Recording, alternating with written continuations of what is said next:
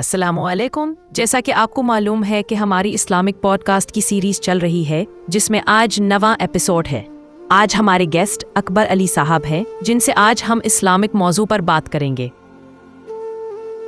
اچھا، تو آج ہم عید الاضحیٰ کے ایک بہت اہم سوال پر بات کر رہے ہیں جی کہ یہ جو قربانی ہے کیا یہ عید کی نماز سے پہلے ہاں کی جا سکتی ہے؟ جی ہاں، یہ سوال اکثر پوچھا جاتا ہے۔ بالکل، اور ہمارے پاس نا اس موضوع پر ایک خاص تحریر موجود ہے جو اسی بات کی وضاحت کرتی ہے۔ جی، اسی نقطے پر تو آئیے ذرا دیکھتے ہیں کہ یہ تحریر کیا کہتی ہے، کیا ہدایات ہیں قربانی کے صحیح وقت کے بارے میں۔ ٹھیک ہے۔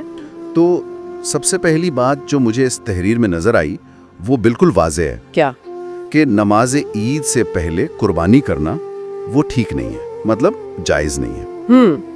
یعنی اگر کسی نے کر لی تو وہ قربانی نہیں مانی جائے گی؟ ہاں بالکل، یہی، وہ قربانی شمار نہیں ہوگی۔ اچھا، اور اس کی دلیل بھی بہت مضبوط ہے۔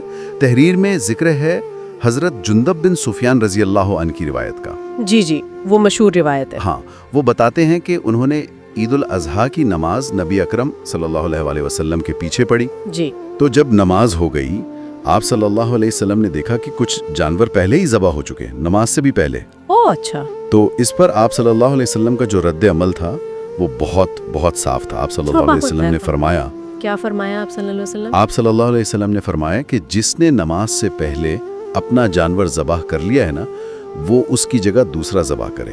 اچھا، یعنی وہ قبول نہیں ہوئی۔ اور پھر فرمایا، اور جنہوں نے ابھی تک نہیں کیا وہ اب اللہ کا نام لے کر ذبح کریں، بسم اللہ پڑھ کر۔ سبحان اللہ، کتنی واضح ہدایت ہے۔ جی، اور یہ روایت صحیح مسلم میں بھی ہے، بخاری میں بھی کئی جگہ ہے، نمبرز بھی دیے گئے ہیں۔ جی ہاں، یہ حدیث تو اس معاملے میں بالکل کیا کہتے ہیں فیصلہ کن ہے، شہر میں رہنے والوں کے لیے تو خاص طور پر، بالکل، کہ اگر نماز سے پہلے کر دی جی تو بس وہ گوشت ہے، قربانی نہیں ہوئی، واجب ادا نہیں ہوا، صحیح، اسے دہرانا پڑے گا۔ جی، اسے دہرانا لازم ہے۔ اچھا، تحریر میں ایک اور نقطے کا بھی ذکر ہے، وہ افضل وقت کے بارے میں۔ جی، وہ یہ کہ بہتر اور افضل یہ ہے کہ قربانی نماز عید کے خطبے کے بعد کی جائے۔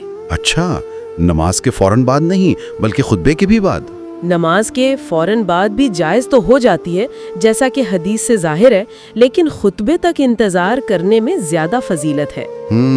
شاید اس میں حکمت یہ ہو کہ وہ پوری اجتماعی عبادت مکمل ہو جائے، نماز بھی اور خطبہ بھی۔ بالکل یہی لگتا ہے، اجتماعی عمل کی تکمیل۔ ٹھیک ہے، یہ تو واضح ہو گیا، لیکن ایک عملی مسئلہ ہے جو بڑے شہروں میں اکثر سامنے آتا ہے۔ وہ کیا؟ کہ شہر میں تو کئی جگہ عید کی نماز ہوتی ہے، مختلف مساجد میں، عیدگاہوں میں، اوقات بھی الگ الگ ہوتے ہیں۔ جی ہاں، یہ تو ہے۔ تو وہاں کیا ہوگا؟ کیا ہر کوئی اپنی مسجد کی نماز ختم ہونے کا انتظار کرے گا؟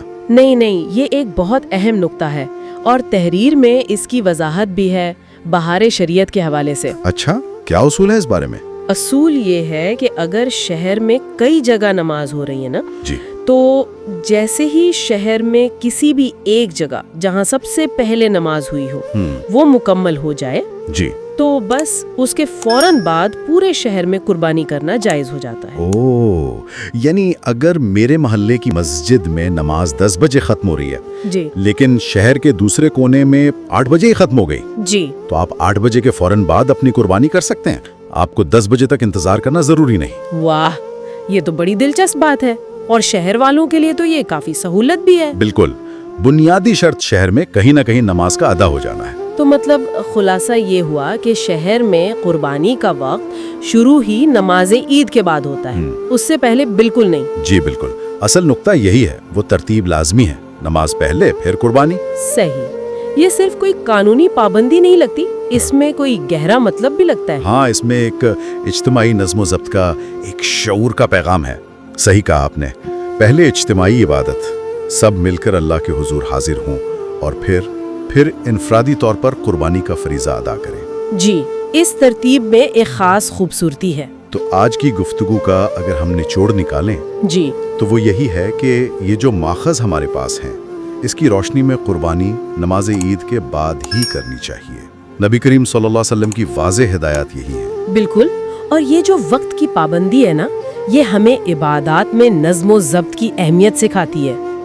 یہ بتاتی ہے کہ ہمارا ایک انفرادی عمل بھی کیسے پوری امت کے اجتماعی نظام سے جڑا ہوا ہے، یہ صرف جانور ذبح کرنا نہیں ہے، صحیح، بلکہ ایک بڑی اجتماعی عبادت کا حصہ بننا ہے جو ایک خاص ترتیب اور وقت سے منسلک ہے۔ بہت خوب، یعنی انفرادی عمل اجتماعی روح کے ساتھ۔ جی، اور یہ چیز ہمیں شاید یہ سوچنے پہ بھی مجبور کرتی ہے کہ کیا ہم اپنی زندگی کے باقی معاملات میں، دوسری عبادات میں بھی جی، اسی طرح وقت کی پابندی اور اجتماعی نظم کا خیال رکھتے ہیں؟ یہ ایک سوال ہے غور کرنے کے لیے۔